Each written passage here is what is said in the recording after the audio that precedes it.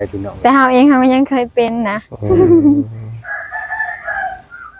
อันนี้คือว่าเอาเผื่อหลายๆคนเด้อพี่น้องเด้อเนาะว่าเผื่อหลายๆคนแม่นแต่บางคนก็อาจจะ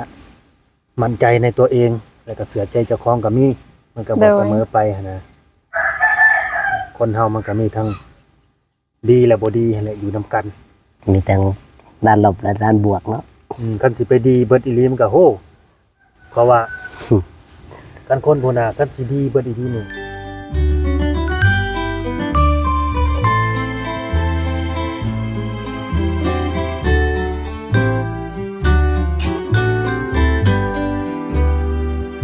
พุ่นแหละเข้าวัดตั้งธรรมพุ่นแหละพี่น้องเนาะ บางเทื่อเขาวัดยังบ่ดีก็มีเด้ เขาก็มีคือกันอันไหนยังว่า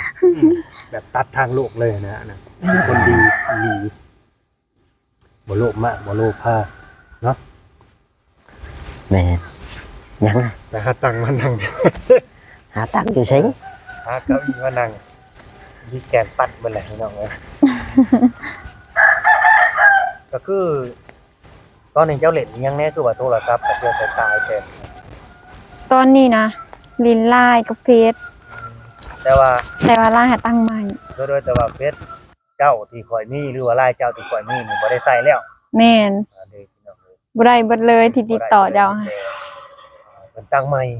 โดย แล้วก็สิเป็นคนใหม่บ่หรือยังเป็นคนเก่าอยู่ตอนนี้นะ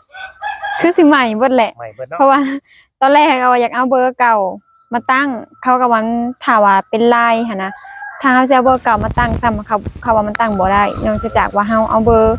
ถ้าเฮาบ่อยากลงทะเบียนก็คือยืมเบอร์เอื้อยเบอร์น้องมาตั้งได้แต่เฮาก็เลยลงทะเบียนใหม่เลยเป็นใหม่ไปเลยซะ เนาะ โดย ใหม่ก็ให้ได้เจอสิ่งใหม่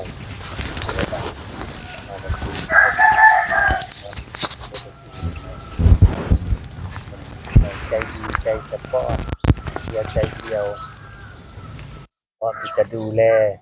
เทคแคร์เจ้าเอาว่าแหละเจ้าก็ยัง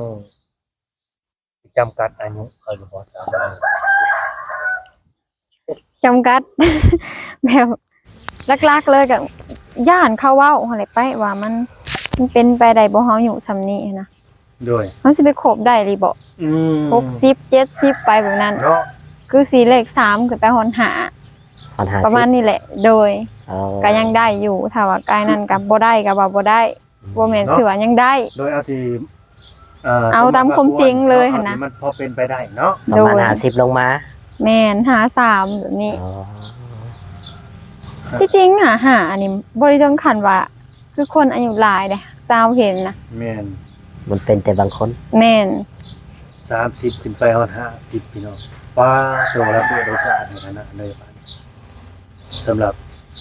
หนุ่มที่ว่ากำลังขึ้นใหม่ไฟแรงนะ แม่น เพราะว่าโทษด้วยเจ้า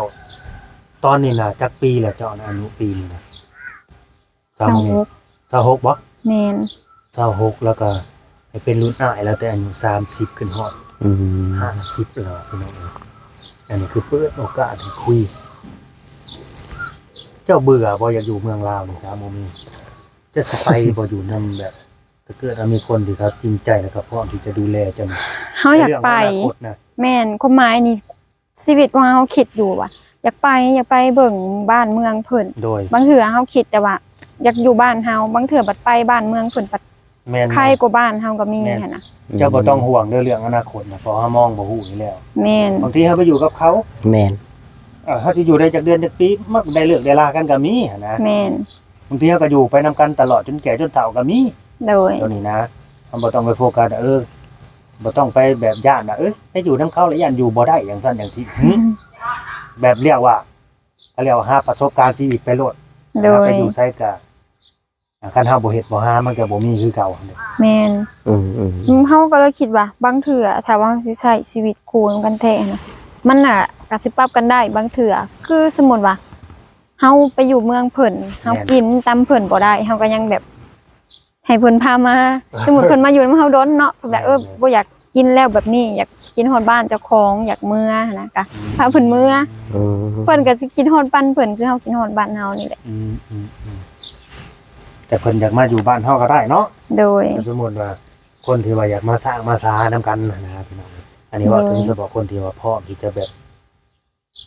ดูแลเลยครับมีเพียรเพาะมานะว่าอยากมาอยู่บ้านผู้สาวนั่นนี่นะอยากมาสั่งมาซาหรือว่ามีกิจการน้อยๆนะพอได้แบบ แม่น จุนเจือครอบครัวพอได้มีรายได้เข้าครอบครัวแบบนี้ก็ได้คือกันนะครับ แม่น มาดูได้ หรือว่าจะผัดเปลี่ยนหรือว่าจะเปลี่ยนแนวก็คือเอาผู้สาวเนี่ยหรือว่าเอาเมียนี่ไปอยู่น้ำบ้านเพิ่นเนี่ยนี่ก็สลับสับเปลี่ยนกันไปก็ได้พี่น้องแบบนี้เนาะก็เพียงแต่ว่าเอาสองคนเข้าใจกันเนาะ โดย เข้าใจกันเลยก็หักแพงกันอะไรคือบ่มีไผสิไปแบบผู้ใจกันและกันนอกจากคนสองคน แม่นคนสองคนอยู่ร่วม ได้ กัน อยู่ร่วมกันในสถานที่คู่กันในเว้าได้คุยกันแต่วางแผนอนาคตประมาณนั้นนะคิดว่า โดย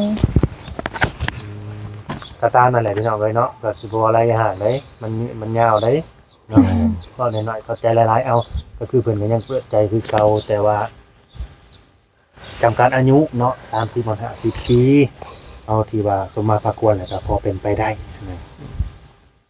สิเป็นคนลาวคนไทยเฮาก็ได้เนาะ โดย สิ่งสำคัญ ต้องมีต้นทุนที่ดี แม่น บ่ตามผมเองต้องมีต้นทุนที่ดีกว่าเจ้าบ่หรือว่า แม่นกะบ่ถึงขั้นต้องว่าอลีอลอดอกแต่ว่าก็อยากให้มีกว่าเฮานะ อืมอยากให้มี อีกอย่างเฮาผัดมีลูกไปนำบางเทื่อผัดว่าบ่ได้ไปอยู่นำกันผัดเขาอีกก็ได้อยากมีหั่นนะ โดย กฎหมายคืออยากมีนำเฮานะก็ แม่น อยากให้มีกว่าเฮาหั่นนะ อืม บางคนก็คือเขาเว้าหั่นแหละใช้ชีวิตคู่กันไปแหละมันบ่แม่นผิดกันได้หย่ากันแต่เรื่องเดียวคือเรื่องความหักความมักการใช้ชีวิตคู่กันแต่ละมื้อกับเฮ็ดให้หย่ากันได้คือกัน แม่นเพราะว่าแน่นอนถ้าเกิดว่าเจ้าไปมีครอบครัวใหม่นี่เขาก็ต้องอยากมีลูกกับเจ้าอยู่แล้ว โดย ก็ยิ่งตามว่าคนนั่นแหละที่สิมาเป็นคู่ชีวิตกันน่ะสิหนุ่มสิเฒ่าทำได้บางที50 ปีแล้วเอาก็มีลูกบ่ได้เลยครับแม่ สุขภาพบ่ค่อยแข็งแรงเนี่ยนี่ลูกออกมาก็เอาอีกแล้วบ้านนี้พี่น้องเอ้ยก็สิบ่สมบอกสมบูรณ์ไปอีกแล้ว อืม แต่ว่าพอพันธุ์บ่ค่อยแข็งแรงอะนะบ่ค่อยสมบูรณ์มันก็มีผลกระทบคือกันอันนี้ก็ดีเนาะ อืม โดย มีหยังเพิ่มเติมบ่เจ้ามีหยังเพิ่มเติมบ่สิถามเพิ่น เจ็บคอเว้าไว้ บ่ได้อืมเอาบ่ได้ก็บ่ต้องเว้า แม่น เนาะก็ตามอะไรเด้อพี่น้องเด้อถ้าเกิดว่าผู้ใดเข้าเบิ่งมาชมเนาะอยากเว้าอยากคุยหรือว่าสนอกสนใจเนาะทางผู้สาวเพิ่นก็อยากให้กำลังใจเพิ่นเนาะ แม่นแม่น แอดมาหาแอดมินพี่น้องเลยเนาะเอาข้อมูลการติดต่อเนาะทางผู้สาวสวดเพิ่นเนาะแล้วก็ถ้ารุ่นถ้าสมต้องกันว่าผู้ใดสิได้เป็นคนของใจเพิ่นและสาวโมเมนี่เพิ่นสิไปตกอยู่ไสเนาะสิอยู่ลาวหรืออยู่ไทยก็ถ้ารุ่นไปนำกันเนาะพี่น้องเนาะหวงบ่นี่ก็ดีเนาะ อลีตลอดอันเนี้ย อืม ที่จะเล่นข่าวน้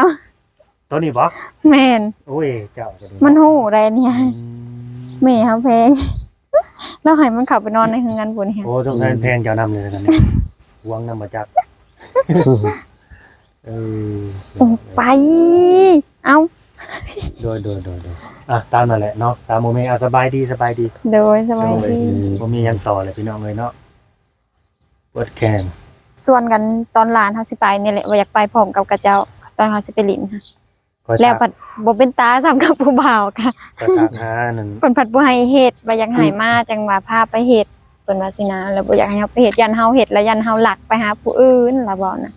ตาตัวเฮาลมหั่นแหละ อืม ตอนแรกเพิ่นว่า